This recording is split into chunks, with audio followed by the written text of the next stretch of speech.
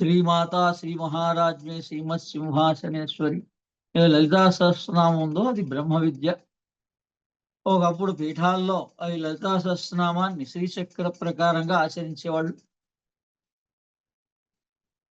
మామూలు వాళ్ళందరూ కేవలం అష్టోత్తరం సహస్రనామం తోటే ఆచరించేవాళ్ళు. తర్వాత కాలానుగుణంగా ఈ విద్య అందరికీ అందాలని ఈ లలితా సహస్రనామం అందరికీ ప్రాచుర్యంలోకి వచ్చింది.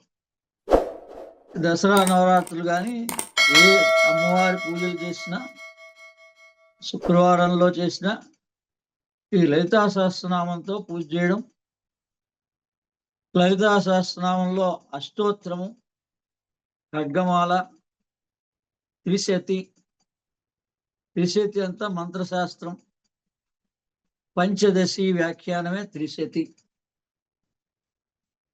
పంచదశి దాకా మనం తెలుసుకోవాలంటే మొట్టమొదట ఒక గురు ద్వారా గణపతి మంత్రాన్ని, సుబ్రహ్మణ్య స్వామి మంత్రాన్ని, అమ్మవారి యొక్క బాలా మంత్రాన్ని, నారాయణ మంత్రాన్ని, పంచాక్షరి మంత్రాన్ని, ఈ రకంగా 5 రకాల మంత్రాలు స్వీకరించిన తర్వాత, వాటిని సాధన చేసిన తర్వాత, అంటే ఈ 5 రకాల మంత్రాలు ఎందుకండి అంటే మనకు 5 చక్రాలు ఉన్నాయి. మొత్తం 6, 7 చక్రాలు.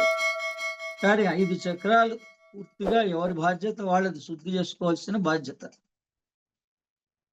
అందుకని వాళ్ళ ఉపాసనా బలాన్ని బట్టి ముందు వెనక అయినా కూడా